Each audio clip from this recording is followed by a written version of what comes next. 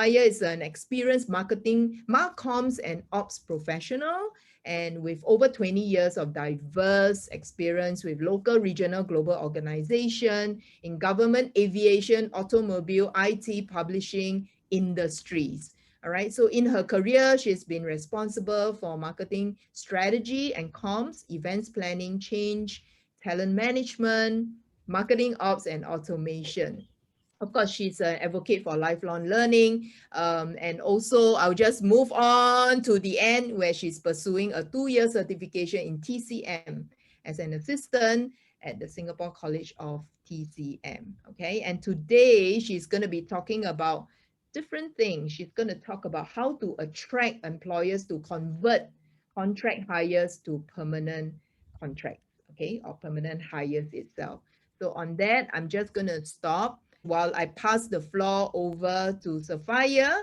Okay, Sapphire, are you ready? Over to you. Hi, everyone.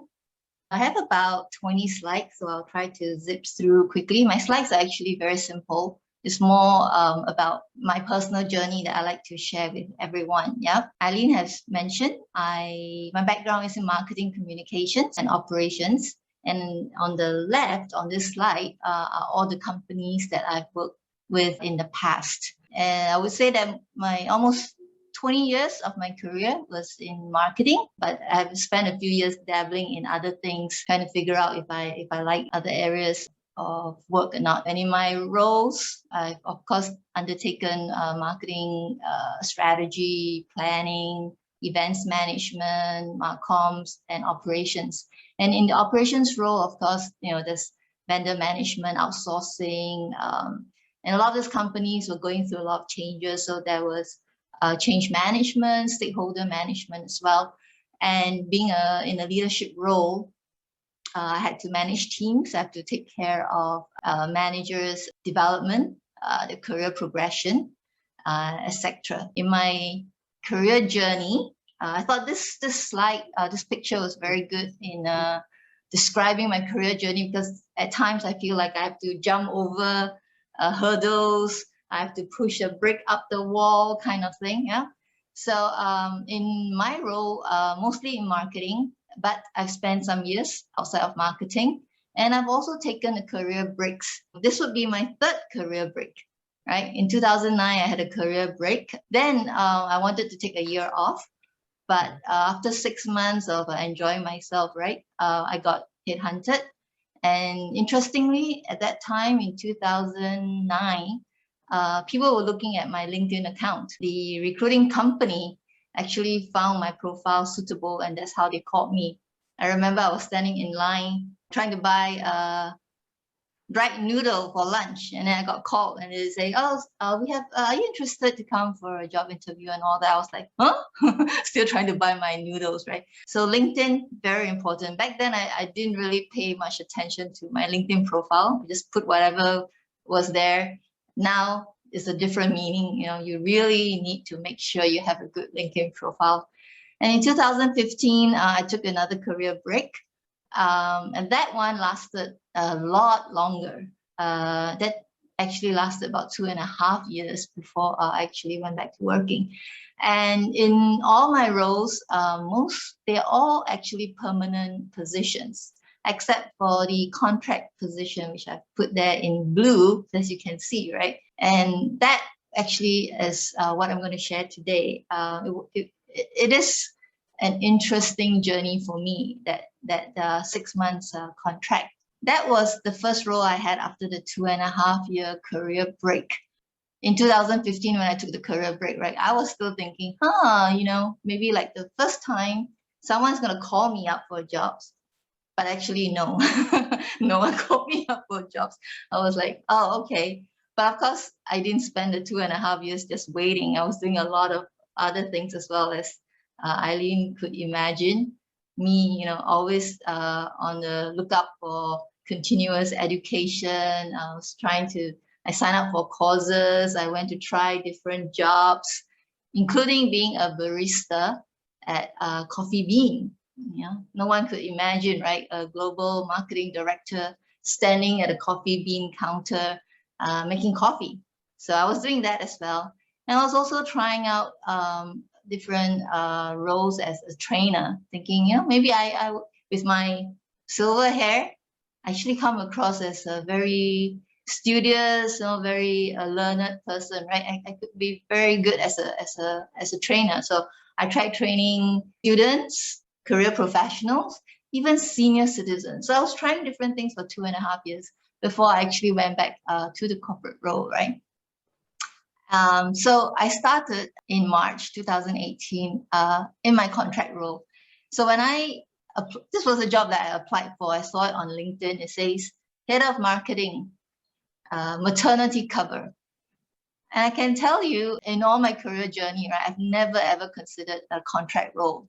But I thought, hey, you know, why not? Let's try, right? Given my background, I could hit the ground running. You know, I don't need a lot of training. I have a lot of experience to offer for a contract role, right? And when I interviewed for the job, they were very clear they said, you know, Sapphire, there's no way we're going to convert you to a permanent. This is strictly a contract role.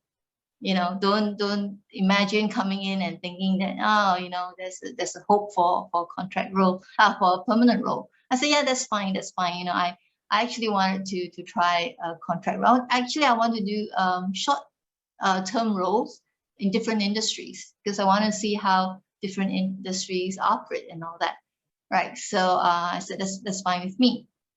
So maternity is actually 4 months, right? So they wanted 6 months because, you know, 1 month in the beginning and 1 month at the end overlap for handover. And you think, wow, that's a great plan. This is a company that can plan, right? They give time for everything. Well, like they said, right? Don't ever fall in love with your plan because everything changed. So why do you think it changed? I didn't have that 1 month of overlap. Why? Because the baby came early, right? So head of marketing went off to have the baby. I had nothing. She didn't even give me any handover notes, nothing to say, you know, what she wants me to help her cover for the 6 months. And on top of that, what worked against me was this company, right? The HR was based in the UK. So February, March timeframe was snowing, winter, right? So they had a very bad storm. People couldn't get to the office, so they couldn't get my contract out. So there was a delay in getting the contract ready. So the delay in getting contract ready, baby came early. So by the time I signed the contract, I had 3 days to show up for work.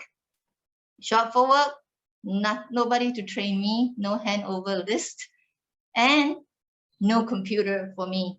So I was surviving for 2-3 weeks with no computer. And in this day and age, when you have no computer, can you imagine how are people going to invite you for meetings? How are people going to send you documents to review? I was sitting there, you know, and yet people were like, hey, Sapphire, we need you to pay attention to this. We need you to work on this, that, and everything. And all this time I had nothing. So anyway, that was my start to the contract role. And of course, after in July, new mom came back, right? And I was like, great. Now I can prepare my handover list and everything, and I can hand it back to her. And guess what? She resigned. So I was handing halfway, everything stopped because she resigned, right? So then was when the role, they offered me the permanent role. So in September 2018, they converted, well, I said they converted, but they offered me the permanent role. And after a lot of thinking and all that, and with a lot of reservation, I actually accepted the offer and became the permanent headcount for head of marketing. So therein is this hidden job, right? So there was a vacancy, but they never advertised because they had a contract hire me in place, and they were waiting for me to say yes to the permanent, to stay on as the permanent headcount. So they never advertised the role, right? And in fact, when I left finally in after 18 months, for a lot of reasons, they didn't advertise the role either because my hiring manager, he had somebody in mind and he was courting this person. So the role was never advertised. You know, he was courting, and even though the recruiter who hired me was trying to provide a lot of candidates to him, he never interviewed anyone because he was waiting for this candidate that he wanted for that role. So as you can tell, right, from this journey was a very interesting journey. What I started with was not where I ended. And the mindset that you need to have, you go in knowing a lot of things and you said, sure, I accept that it's not going to be ever going to be permanent. But when the opportunity shows up and you are ready for it, go for it, and it became a permanent headcount. So I had a great time when I was there in the 18 months. There were a lot of reasons why I left eventually, but that 18 months was definitely a great time, a lot of hard work, but a lot of fun as well, and a lot of personal growth and a lot of personal learning, which is what I'm sharing with you, right? So in terms of questions that you might have, I thought I'll answer some of the questions that might come to your mind, right? What makes contract hires attractive to employers? What do you think people have contract jobs out there for you? I think the main answer is that contract hires has flexibility. And I wanted to make sure that I added this line that it's not personal. Some people feel that, some organizations are there to take advantage of you. That's why they don't give you the permanent role. They just want to put you on contract because they're out to take advantage. But it hasn't been like that in my case. It really was to fulfill a need. The job needs to be done, right? They needed somebody for that 6 months. And in my career as a marketing person, I also had to hire for contract roles because there was either a short-term project or maternity cover, or because there were some internal hiring issues that didn't allow me to hire even for a replacement. I knew that there was a time where there was a budget freeze, and even for a replacement hire, we were not able to hire to fill up a replacement, not to even mention a new position that was created. So the job has to be done, right? And we can't double up and triple up and do 4 persons job. So the only way is to go for contract hires. So having a contract job is not that that organizations are out to take advantage. Sometimes it's really there's a job to be done and they just needed some time to manage some internal hiring issues. And I think it is actually a reflection of the current market condition now, because especially when business is the environment is so volatile, it's very difficult to hire somebody permanent and then the business not doing well and then you have to do layoff. It's very traumatic both ways, right? So having contract hires give companies the flexibility to adjust the hiring as and when business conditions change. But regardless, even if it's a contract position, you still need to ace the interview. You still need to prepare well. So for those of you who have attended Eileen's numerous workshops, right, about how to prepare well for interview, all this comes into play. For me particularly, I had to remember I took a break for 2.5 years. So I need to be able to explain what I was doing for 2.5 years. It'd be very sad if all you can say is that, well, I was studying, full stop, or I was, I don't know, baking, full stop. So you need to have a story to tell, and best if your story somehow can dive into how those experiences can help the organization. Yeah. So it's not only your career history, the experience you have in your career, but the 2.5 years. What did you do that was going to help this company? Because that's the most recent. So I had to prepare well for the interview. I had to make sure I have a good story to tell. That even if when I was traveling around the world, that there were. Yeah, I was about to mention that, but you just said it. Yeah, when you went around the world. Yeah, like a lot of people, right? When you start working, the first thing you want to do. This was before COVID, huh? So the first thing you want to do is I want to see the world. I want to travel. So I was going all over the place, right? I even went to South America and all that. So I spent about 3 months traveling New Zealand as well and all that. So while you're having fun, of course, you need to make sure that those that certain things that came out of those journey, the self-discovery, there were skills that you use, like how you organize your trip, how you plan, how you budget for it. All this are useful, right? And of course, you need to also then tie it to your job experience. Like, when I was a marketing director for this, that, and everything, I was doing this, I could bring this to help with this, your business and all that stuff. So preparing well for the interview, particularly when you have a long career gap, that's very important. Yeah. Don't be caught out. Don't think that I can wing it. Of course I can wing it. No, you cannot wing it. Prepare. And of course, make sure you prepare yourself for the difficult questions. I was asked a lot. There were like 3 rounds of interview: the hiring, the headhunter, the mom to be that was interviewing me, and then the hiring manager. So everyone was asking me this question: "Well, you're obviously overqualified for the role. Why would you be applying? Why would you be interested?" So I needed to make sure I have a good answer. So my answer to them was like, as a contract hire, as every role has things to learn. Every role is different. You have things to learn about. So I don't think I'm overqualified. In fact, my experience is going to come in useful because you need somebody short term. You need somebody to hit the ground running. And I believe I can do that. So during the course of interview, I found out that the company is quite small, but they have a lot of events.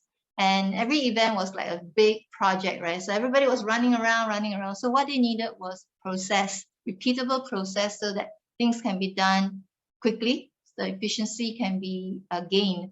So I was very good at that. So I used my experience in Wiley, my 5 years about process re-engineering and all that. And I brought it in to say, this is the things that I could do.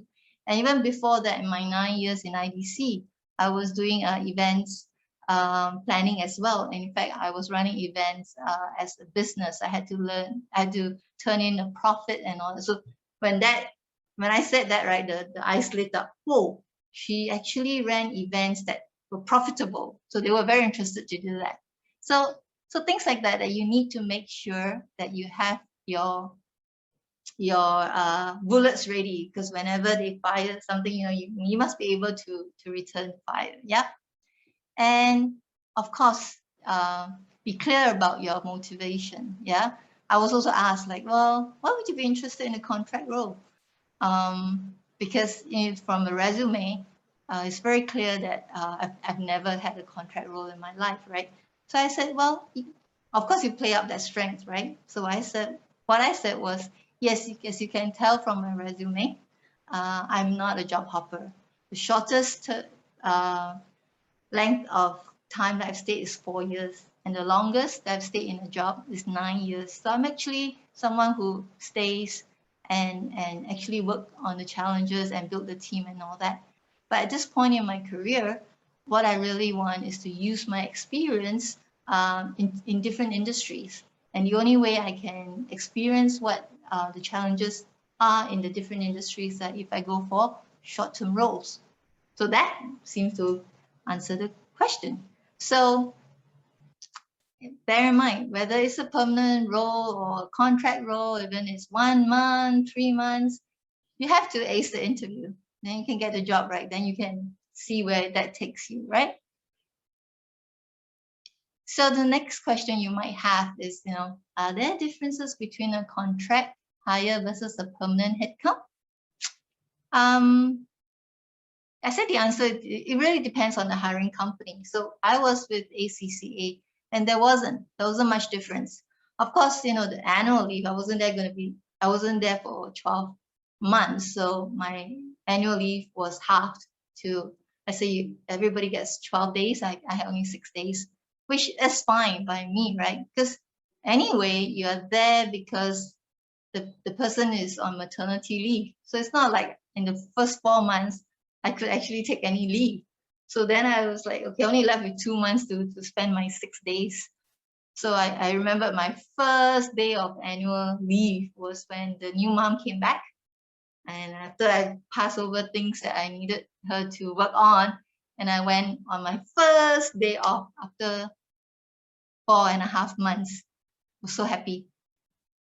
Yep. So of course there was I wasn't given a mobile phone. So they said, oh, do you mind using your personal phone or to check company emails and all that, which is fine. I said, yeah, that's fine. I can load up the VPN and all that and check emails. So they were nice in that sense that they gave me a allowance, I think $50 every month to pay for the telephone bills and all that. Now, some companies, at least for a company that I was with previously, we offer our contract hires a completion bonus. So at the end of the contract, if you stay throughout the contract, you actually get a reward. But in ACCA, they didn't. I suppose they relied on my professionalism to stay throughout the 6 months, which I thought was very interesting, you know. Anyway, the answer to the question is it depends on the hiring company. Yeah. Now, the third question. Do I have the power to negotiate when converting to a permanent position? Now you come to the most interesting question. So the answer, I think we should ask the participants. What do you think? Do you think you have the power to negotiate? So we've got more than half of you have voted already. Yeah. Yes. So let's see. There are more. So do you think you have the power to negotiate when you are converting to a permanent position? So it's good to see where everyone is slanted to. The majority, very nice. But of course, you know, we all have our own experiences, and maybe some of our past experiences have not been good. Maybe we are unaware of how to negotiate. Sometimes it's just a question. Sometimes, all right. Sometimes, yes. It could be a question of what we call posturing. So posturing also involve a technique called anchoring. All right. So anchoring. What's the first figure that you mentioned first? Because that sets the scene. That sets the, you know, that sets the bar kind of thing. And then mentally we tend to refer back to that, what we call the anchor. Okay. And that's in other layman words, we call it posturing. Oh, we've got over 70% who have voted. Yeah. Maybe I should end the poll. Sure. Okay, cool. Yeah. Okay. Well, I'm glad the majority say yes. 64% say yes. Indeed, you have the power to negotiate. Yes. Thank you. So Yes. for me, yes, definitely you have the power to negotiate. So when they were offering me the permanent position, I was asking for a higher salary, of course. In fact, when I was interviewing for the contract position, they were asking me for my salary expectation, right? And I was coming off a global role. My last appointment was as a director of global marketing services. So I had a global responsibility, and I was managing a team of 50. So I couldn't benchmark this position to that, right? This one, the organization that I was in, the Singapore office team was only 15. Not to mention the marketing team, there was only 3 of us. And this was a Singapore role. So I couldn't benchmark that, right? So, but I did give them a number. Of course, they were not able to match it. So when they were offering me the permanent position, I said, well, because I had other consideration as well. I was trying to buy time. So I said, well, you know, maybe you would like to consider my original request, my salary request. Then the boss, the hiring manager, was like, yes, I will go talk to HR about it. So that bought me some time to continue thinking whether I wanted to convert or not. So my advice to people is that, you know, if you really want that position, don't do okay, these are my requirement, take it or leave it. Don't do an all or nothing deal. Make sure there's room for negotiation. You can say something like, okay, these are my requirements, but if you have a budget, or if there are any constraints, I'm prepared to work with you to match, or to figure out a way where it's a win-win deal. Okay, make sure that there's room for negotiation. Don't say this or nothing. Either give me that or I'm out the door. Don't do that. Yeah. And also, Don't call me, I'll call you. yes, don't do that. Yeah, Especially don't do that. I'm just acting over there. I'm just acting. So don't do all or nothing deal. And information is always a source of power, right? So for me, it was the recruiting company that got me into the contract role to begin with. She was a strong ally. In fact, during that 4 months that I was there, she was always calling me up and say, "Hey, do you know that the regional team was looking for head of learning, or head of regional marketing? You want to consider the role?" In fact, there were 2 other roles that came up, which one of it, which I felt I wasn't qualified for, and I didn't think I want to be even applying for it. But she was a very good source of information. So she told me things like, the boss really liked you, and he really wanted you to stay. So that gave me things I could work with in a negotiation. So look at the people that you know in the company, see who are your ally, listen to them. They could be good information for you to add to your negotiation power. Yeah. And do what you can to manage the process. Don't let them rush you. Of course, understand that there is a time limit. Yeah, but don't let them rush you. If you need time to discuss with your family, make sure you give your family the time. Negotiate for time to think things through properly. For me, it was quite a lot of things I had to consider, because the job wasn't exactly a good fit. So that was the biggest issue. But eventually I said yes, not because they could pay me my asking salary. In fact, they couldn't. But the people made the difference. The team that I was working with, everyone was coming up to me at different time and said, "Sapphire, how come you haven't signed yet? Don't you want to work with us? Why do you want to leave?" Actually, at that time, I was already looking for other job opportunities. So the mom-to-be who was leaving, right? She was like, "Have you made up your mind? I need to pass you the rest of the things." I'm like, I was passing to her and she was passing back to me, that kind of thing. So I had to make a decision, right? But I was able to negotiate for one, higher salary. 2, let me discuss with my family. 3, let me think about it. So eventually, 3 days before the deadline, the boss said, "Okay, Sapphire, let's go for lunch." And he said something, "Don't leave us in the lurch." I said, "Okay, I will sign." And so that was when I started the permanent role on September 1st. Yeah. So what not to do in a negotiation? No matter what, don't put people down. The Chinese word, 不要吊起来卖, don't play hard to get. Don't think like, well, yes, I'm really overqualified. I'm really very overqualified for the role. You're lucky to have me, kind of attitude of that. No. Yeah. So don't play hard to get. Make sure you are respectful. Make sure even if you don't want a role, put people decline nicely. That's a good way of doing it. And even if all negotiations fail, leave on good terms, because the world is so small. You never know when your hiring manager is leaving, go to another role. You might meet the person again. You might come back to the same company again. So make sure no matter what you do, be respectful and leave on good terms. Yeah. Eileen, got anything to add? No, that's good. That's good. Not playing hard to get for sure. And I think everything depends on the context that you're in.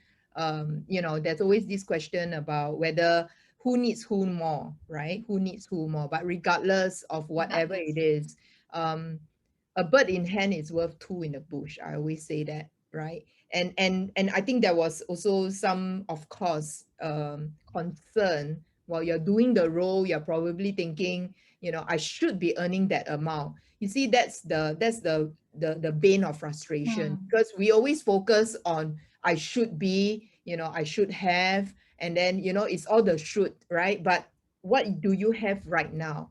Make the best out of it. And once you have accepted a deal, make the best out of it, and don't keep thinking about opportunity cost. I think there was a question as well, a DM message asking me what, I just want to chime in here to say, you know, if you don't have time to negotiate, if you don't like the bantering, you know, or the buttering or whatever, you don't like the going to and fro, to and fro, to and fro, then mention your rate. You know, if you really don't have time to do that, then mention your price, mention the rate that you want.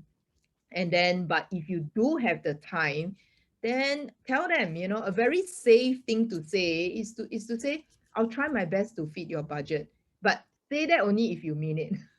And you can see from Sapphire's story, I mean, basically what you've shared, Sapphire, right? When a request came to you and say, hey, we really need you, don't leave us in the lurch. Yeah, and it appeals to your work principles, and that's where the whole being comes in. Negotiation is a very complex thing. But for those of you who are interested, I just squeeze in one more. Do listen to my episode 17 and 18 on Motivation Monday, because I talk at length about salary negotiation in that 2 episodes on Art of Career YouTube channel. Okay, Motivation Monday playlist, episode 17 and 18. You have to know, learn the basics about negotiation. Okay, Sapphire, you're gonna say, I regret asking. Eileen, got any comments? No, never. I never regret that. Never. Actually, for me was, I know that the hiring manager, he really tried, because when he came back to me, I could see, you know, the body language. He felt really bad. He essentially said, look, HR felt that we don't need someone with so much experience like you for this role. That's why I am unable to even to give you the salary that you asked for. But I've done my best, and this is the best that I could. So it was still below what I asked for. But he said, look, but then, you know, if you stay with us after the first year, the increment, you get to it. You get very close to it. I'm like, after 1 year, still not not that. But I could see that he was trying. So that was why I said that's fine. You know, it was good enough that he tried very hard. So anyway, so I stayed on. Yeah. So, so another question you might have, right? Will I hurt my chance of conversion if I extend my contract? So the answer is no. Okay, contract extension can be for a lot of reasons, and it's not personal. Sometimes, really, you know, I've experienced it for myself that, you know, you just can't get HQ to approve the permanent hire. So the only way I could keep someone that I wanted is to extend the contract. Yeah. So we shouldn't take it as personal, like, yeah, they're withholding all this just to take advantage of me. So it's not that. Sometimes it's not that. Most of the time it's not. You know, it's due to, it could be due to many other reasons beyond the hiring manager's control. So I think, you know, even if they said we have to extend the contract, for you need to look at the positives. With this current employment market, right? To have continued employment is great. You know, I don't want to be out there looking for applying. If I have a job and they're extending my contract, why not? And also, it's an opportunity for me to take on more projects, to learn, and to leave my mark on this in a company.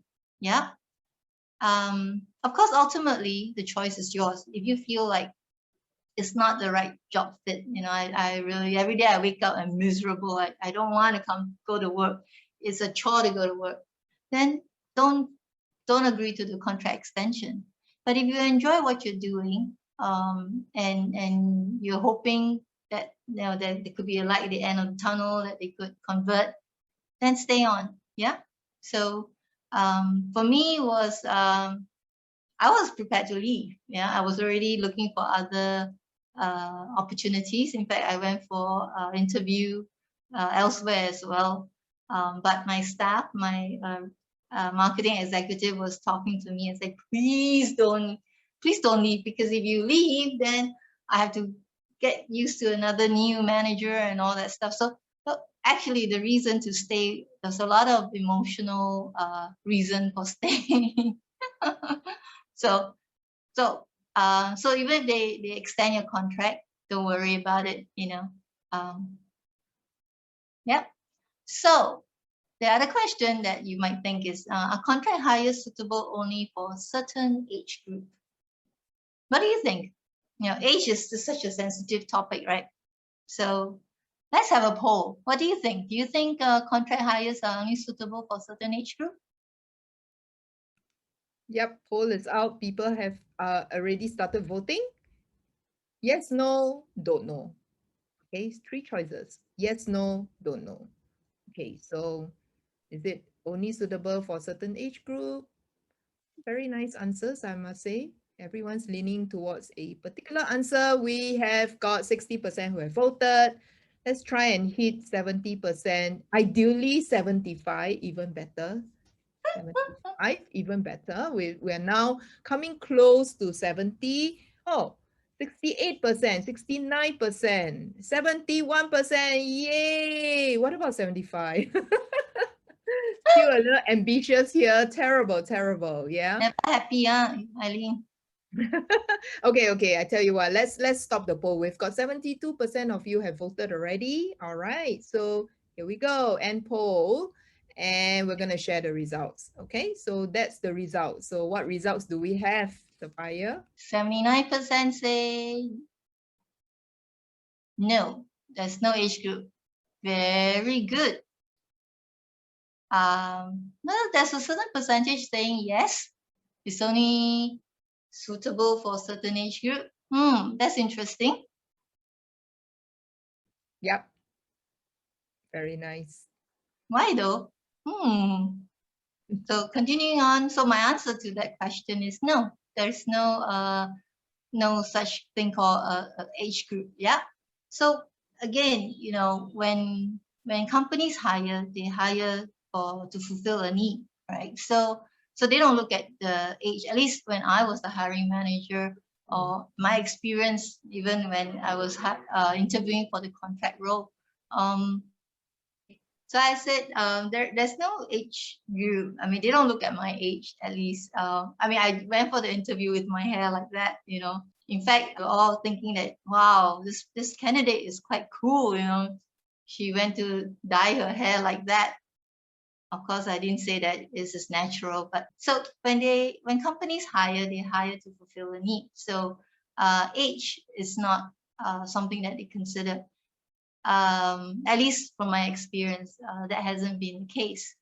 In fact, when I became the head of marketing, I had to hire for a contract role because my marketing exec became pregnant and were going on maternity leave, and I needed help, right? So when I interviewed for the contract position, there were people from different age groups. The people in their 50s, the people in their early 30s. I eventually hired somebody who was much younger, in the late 20s, early 30s, just because what I was looking for was someone with very strong digital marketing skills, someone who could take the social media piece and start running with it. And unfortunately, the older candidates, a lot of them were more like the traditional marketers. So I couldn't really offer them the job. Yep. So Nicholas was asking, do you give a reason to each candidate for not picking them? No. I see. I don't. I mean, unless they ask. Yeah. No one came back to ask me. Yeah. In fact, there was a candidate that I was quite interested in, but the recruiting companies felt that the personality couldn't gel very well with the rest of the team, the bigger team. Yeah. So, but nobody asked me why they didn't get it, which is very interesting. I'm glad. I really didn't want to. I mean, I have an answer for them, but I wasn't asked. Yeah. Okay. So what I'm trying to say here is that, you know, the hiring policies may change, but the hiring process does not. The best candidate will get the job. So your job really is to make sure you ace the interview. Prepare well. Yeah. Whether it's a contract role, whether it's a permanent role, make sure you anticipate the question, prepare well for the interview, because that is the first hurdle you need to get past. Yeah. So my key takeaways. Yeah, remember this CRAVE. I always have craving for durian. Yeah, that's why we went for durian the other day. So CRAVE. So C. What do I mean by C? Have the courage to try new things. As I mentioned, right, in my entire career, I've never done a contract role before, and I really didn't know what it was going to be, because every company could be different. Yeah, I have hired contract roles, contract hires before, but every company has this different policy. So you shouldn't let that stop you from trying anything new. Yeah, just sometimes you overthink things. You know, you think, oh, well, maybe this, and then you think, oh, if I take the contract role, what happens if a permanent role comes along and then I'm stuck? And when that happens, cross that bridge when that happens. Yeah, don't do so many what if. Don't overthink things. Just have the courage to go ahead and try. R. This is something from Eileen. Be ready. Prepare well. Yeah.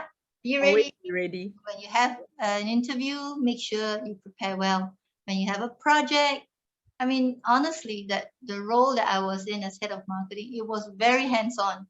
And I haven't had a hands-on role for almost 10 years. And you wouldn't believe it, but I actually had to call my staff from my previous company and say, you know, remember when we were doing this? How did you do this? I had to ask them, because I haven't done such a hands-on role for a while. But hey, that didn't stop me. And I said, you know, I'm going to roll up my sleeve. I'm going to do it. I want to try whether I still enjoy it or not, right? So be ready, prepare yourself well. Yeah. A. Any guess? Okay, in interest of time, I'll just zoom right along. A is always be curious. Don't think like, oh, I'm only here for 6 months. I'm only a caretaker. So don't rock the boat. Don't ask too many questions. Don't do this. Don't have that kind of mindset. Once you start working, even if it's a contract role, be curious about the company. Be curious about the industry. Be curious about the people that you're working with. You know, it goes a long way. You know, your enthusiasm, your interest, all that is going to show, and it's going to tell whether you know you have the professionalism, whether you're enthusiastic. It's one of those E, yeah, enthusiasm. V, of course, while you are in that role, make sure you become a highly valued member of your team. Yeah, don't always never ever think that I'm only here for 6 months, so don't try too hard. Yeah, just do the bare minimum. No, at least for me, I felt, you know, I owe it to myself to do my best. So there were days when we were rushing for things. You know, I was there at 10 p.m. and we had to order food in. You know, I'm part of the team. We all suffered together. You know, and then when we had a good event, we all go out for drinks. I'm there with them as well. We all share the joy of a good event. So become a highly valued member of the team, because then they'll feel that they want you to be part of them. They want you. So when the role became permanent, when there's an opportunity to convert, they offered it to me first. Yeah. So the last thing, E, enjoy the ride. Enjoy. I enjoyed myself tremendously during the my 6 months there. And after that, when I converted, it was a lot of fun. So if you look at my last slide, I worked very hard, played very hard too. So you can see in the middle, that was an event I was doing. You can see the minister there, Dr. Ko Po Kun, and that was me in the corner, running around, right? The hands-on role, I was running around, making sure he's there, a guest of honor goes in and all that. And a lot of events, we're doing a lot of events, meetings and all that. But we make sure we have time for fun. On the top right-hand corner, that was me in a fancy dress. You want to guess what character I was? I was trying to be Woody in the Toy Story. So they had a fancy dress competition. And everybody was just throwing on a t-shirt, putting on a sticker. And there I was, and I went out to borrow a cowboy hat from people, from my friend. I went to find boots, and all, because I was trying to be a cowboy. Yeah, so. Sapphire, can you back up one slide? Someone missed the E. Oh, sorry. Back up one slide, yeah. Haha, enjoy the ride. That's what Doris Enjoy said. the ride, yeah. But they might want to see the entire thing. That's fine. Okay. Yeah, but guys, you're gonna get, you can download her deck, which I'm gonna show you the URL to click and download both speakers' deck. Okay. Yeah. Cool. Okay. Nice. All right. Yep. So anyway, like I said, don't always make time to work hard, but make sure you have time to play hard and be part of the team. Make sure you go out with the team, have fun as well. Outside work, become part of the team. So this is the last quote, right? If somebody offers you an amazing opportunity, but you're not sure you can do it, just say yes. Then learn how to do it later. Don't say no. Okay, just say yes, and then go figure out, like me, right? I say yeah, and then I go and call up my ex-staff and say, how do you do this? How do you do that? Okay, so thank you. Now let's get back to Eileen. Yay. Thank you so much, Sapphire, for sharing so much. Can we all give her the emoji of applause?